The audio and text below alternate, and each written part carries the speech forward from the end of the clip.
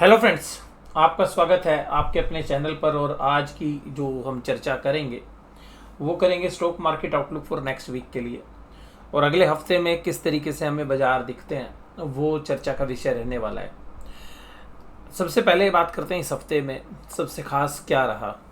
तो देखिएगा, इस हफ्ते के अंदर जो है कंसोलिडेशन वाला माहौल रहा और बाजार जो है एक पॉजिटिव नोट के साथ हफ्ते की शुरुआत की, लेकिन हफ्ते के अंत आते आते एक खबर जो है बाज़ारों में रही और फ्राइडे को उसका काफ़ी जो है चर्चा भी रही। वो थी जेन स्ट्रीट के ऊपर 4000 करोड़ प्लस के ऊपर के जो फंड्स हैं वो ब्लॉक कर दिए गए हैं।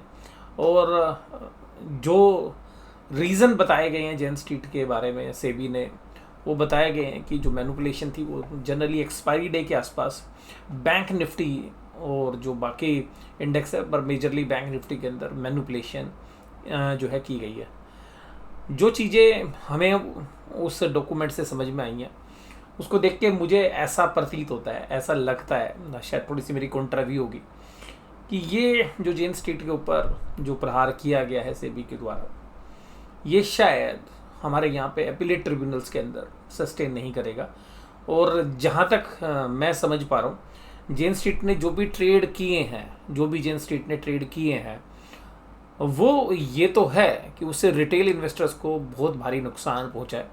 और हो सकता है कि जब वो ट्रेड्स एक्सपायरी डे में किए होंगे तो हो सकता है कि हमें भी उसका कोई प्रभाव रहा होगा। तो अभी एग्जैक्टली हमें तो याद नहीं है, बट हाँ, जब तक जेन स्ट्रीट का पीरियड रहा बाज़ार में वोलेटिलिटी रही।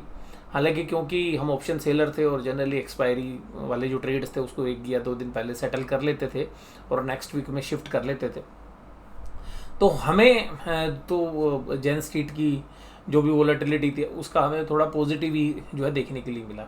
और मुझे लगता है कि जेन स्ट्रीट ने भी जो ट्रेड्स किए हैं वो इंडिया के जो सिस्टम्स हैं या जो रेगुलेटर्स या जो रेगुलेशंस हैं वो जो स्टैंडर्ड गाइडलाइंस हैं उनके हिसाब से फॉलो किए हैं। हालांकि इसमें ये तो है कि ये पब्लिक इंटरेस्ट में ज़रूर नहीं रहा है।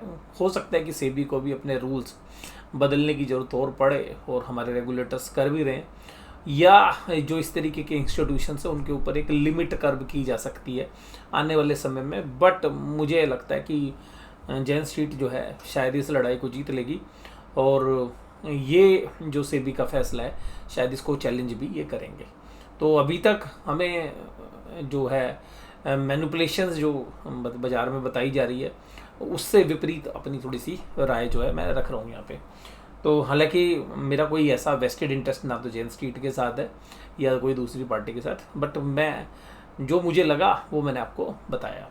तो क्योंकि कुछ भी ऐसा नहीं लगा कि जहाँ पर उसने मिसअप्रोप्रिएशन ऑफ फंड्स किया हो या रेगुलेशंस के बाहर ट्रेड लिया हो। हाँ, उसने जो है प्रॉफिट कमाने के नज़रिए से बैंक निफ्टी के अंदर, फ्यूचर्स के अंदर और कैश मार्केट के स्टॉक्स में बहुत भयंकर तेज़ी की दिन के अंदर, और फिर बाद में अपनी ऑप्शंस को सेटल करने के लिए later part of the day के अंदर जो है उसमें एडवर्स सिचुएशंस में सेल भी किया। तो अगर जिस दिन सुबह सेल करते थे शाम को बाय कर लेते थे, जिस दिन सुबह बाय करते थे शाम को सेल कर देते थे। तो एक नॉर्मल प्रैक्टिस की तरह है, लेकिन क्योंकि वॉल्यूम्स बहुत होते थे बैंक निफ्टी में तो एक अच्छा खासा जो है वो प्रॉफिट लेके गए हैं। और वो प्रॉफिट तो जो अभी पैसा ब्लॉक किया सेबी ने वो तो प्रॉफिट के सामने कुछ भी नहीं है। बट हमें ऐसा लगता है कि इसके अंदर सेबी को काफ़ी मुश्किलात हो सकती है आगे जब वो अपीलेट ट्रिब्यूनल्स में जाएंगे। तो अब बात करते हैं आगे कि निफ्टी ने इस हफ्ते किस तरीके से काम किया। तो अब देखिएगा, निफ्टी का ये हफ्ता जो है एक मिला जुला रहा। 4 दिन की जो कैंडल्स हैं वो रेड रही और 5वें दिन एक थोड़ी सी रिकवरी निचले लेवल से आई हफ्ते के अंत में। और कैंडल्स अगर हफ्ते की बात करें तो एक रेड कैंडल जो है बनी है और निफ्टी अपने जो रेजिस्टेंस थे जिसकी हमने चर्चा की थी कि 25,800 और 25,200 के बीच में जो है हमें रहता हुआ नजर आएगा। और अभी हमें लगता है कि क्योंकि इसी रेंज के अंदर है तो हमें लगता है कि 25,200 की एक नीचे सपोर्ट है, स्टॉप लॉस के एंगल से 25,100, क्योंकि बाजार में बहुत वोलेटिलिटी है। और 25,100 के नीचे अगर बाजार बंद होंगे तो आप जो है 24,400 जो है मंथली बेसिस के ऊपर इसके लिए हमें लगता है कि ट्रेडर्स प्ले करते हुए नजर आएंगे। ऊपर की लेवल्स पर अगर बाजार रीच होते हैं 25,800 पे, तो फिर जो पहला पड़ाव आता है वो हमें 26,100 और 400 के बीच का हमें जाता हुआ नज़र आ सकता है। बट अभी हमें संभावना ऐसी लग रही है, जिस तरीके के डेटा उपलब्ध हो रहे हैं, जिस तरीके का IIP का डेटा है, हमें लगता है कि इस समय पर Nifty slightly over valued situations में, और जिस तरीके के पिछले क्वार्टर रिजल्ट थे और अब जो ये रिजल्ट सीजन स्टार्ट हो रहा है, इसमें हमें कोई विशेष उम्मीद नहीं है।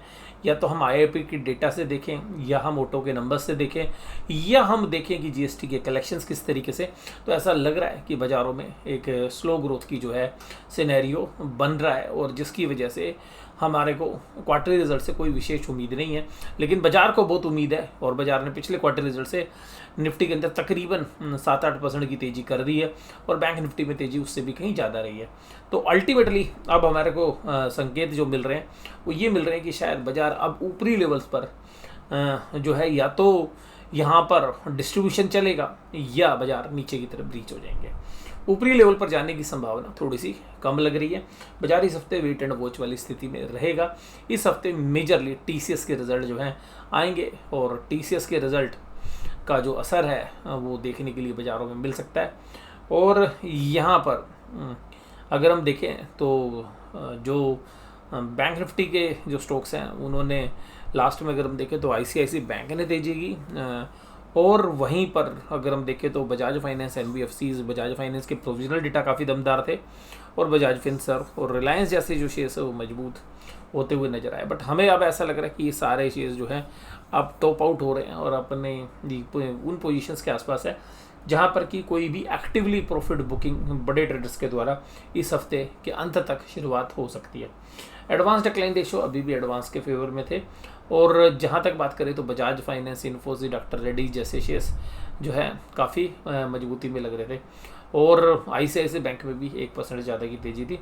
लेकिन जो सारा दारोमदार था वो ट्रेंड पे था, और ट्रेंड ने 11% की कमजोरी दिखाई, और रीज़न ये है कि जो ग्रोथ प्रोस्पेक्ट्स हैं वो अब उस लेवल पे नहीं होंगे। इस तरीके की एनालिसिस्ट और कंपनी के द्वारा जो है गाइडेंस आती हुई नज़र आएगी आपको। तो यहाँ पे टाटा स्टील, आइशर मोटर और टाटा मोटर्स भी कमज़ोर थे। अब बात करते हैं निफ्टी बैंक की, तो निफ्टी बैंक देखिएगा 239 पॉइंट्स की तेज़ी फ्राइडे के सेशन में रही। लेकिन उससे पहले अगर हम देखें तो 5 कैंडल अगर हम इस हफ्ते की देखें तो जो बीच की बुधवार वाली जो कैंडल थी उसमें एक ऊपर से अच्छा डेंट पड़ा, उसके बाद उसका फॉलोअप भी आया थर्सडे में। लेकिन हालांकि थोड़ा सा थर्सडे के जो हाईज है उनको ब्रीच नहीं कर पाया निफ्टी बैंक फ्राइडे के दिन। तो हमें ऐसा लगता है कि अभी शायद निफ्टी बैंक में जो लेवल्स हैं वो नीचे की तरफ इस हफ्ते के दौरान 55,500 तक खुलते हैं। लेकिन पहले एक अहम स्पोर्ट जो है निफ्टी बैंक के अंदर है वो है 56,600 की।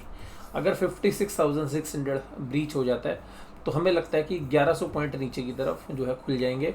लेकिन 56,600 एक अहम स्पोर्ट के रूप में काम करती हुई नज़र आ रही। ऊपरी लेवल पर अगर हम देखें तो 52,800 एक अहम रेजिस्टेंस रहता हुआ नजर आएगा।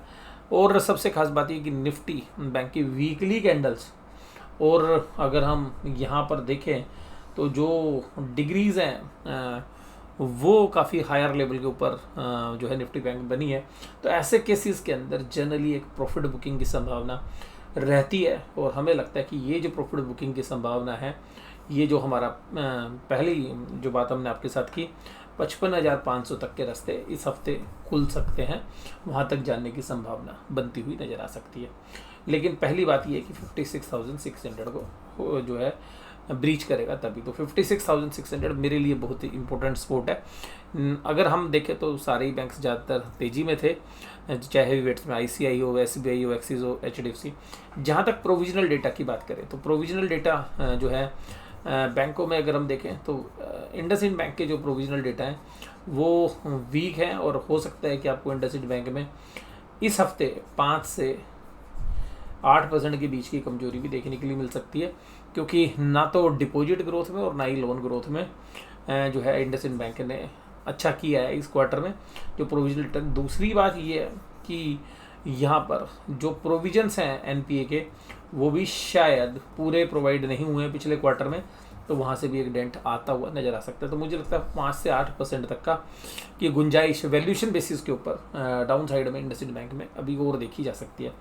वहीं पर HDFC बैंक में देखिएगा एक अच्छा खासा रनअप हुआ। अब HDFC बैंक के अंदर HDFC के अंदर HDB फाइनेंशियल्स के भी प्रॉफिट्स आएंगे जो डिसइन्वेस्टमेंट की है, क्योंकि जो अलॉटमेंट की डेट थी वो 30 तारीख से पहले थी। बेशक से लिस्ट 30 तारीख के बाद हुए हैं, यानी कि 30 जून के बाद हुए हैं। तो जो प्रॉफिट की जो रिलाइजेशंस हैं अकाउंटिंग प्रिंसिपल्स को अगर हम देखें तो रिलाइजेशन बेसिस के ऊपर कंपनी शेयर्स के अलॉटमेंट पहले कर चुकी है। तो इस क्वार्टर के अंदर हमें देखेंगे, ज़्यादातर देखिएगा, मुझे चांसेस लगते हैं मोर देन 90% चांसेस हैं कि अकाउंटिंग इसी क्वार्टर के अंदर आएगी। तो जो प्रॉफिट्स होंगे HDB फाइनेंशियल्स की डिसइन्वेस्टमेंट के, वो HDFC के फाइनेंशियल्स में होंगे इस बार। तो HDFC के जो क्वार्टर रिजल्ट्स हैं उसमें वो शुमार होंगे। उसके बाद ऐसी परिस्थिति में अक्सर ये देखने के लिए मिलता है कि HDFC बैंक की अगर कोई भी NPA होंगी या कोई प्रोविजंस की रिक्वायरमेंट होती है तो ऐसी परिस्थिति के अंदर उनको जनरली ऐसे क्वार्टर में डाल दिया जाता है जबकि ऐसी स्थिति बन रही हो कि आपके पास दूसरी जगह से बहुत अच्छे प्रॉफिट है।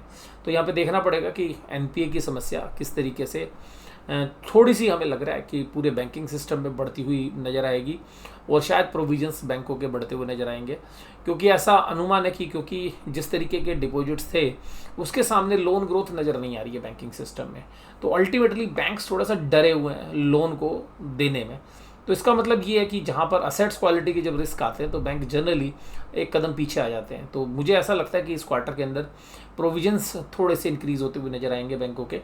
हालांकि HDFC बैंक में शायद वो समस्या थोड़ी सी कम हो, क्योंकि प्रोफेशनली मैनेजमेंट के हिसाब से अगर हम देखें तो पहले भी ये प्रूडेंस को फॉलो करते हैं, थोड़ा सा प्रोफेशनली मैनेज करते हैं चीज़ों को। लेकिन जिस तरीके से डिपॉजिट ग्रोथ और लोन ग्रोथ अगर हम क्वार्टर ऑन क्वार्टर बेसिस पे देखें तो वो HDFC बैंक में भी कोई खास नहीं है, मतलब एक लोअर साइड में, क्योंकि एक बैंक भी बड़ी जो है बुक बन गई, चाहे लोन बुक की बात करें चाहे डिपॉजिट बुक की बात करें।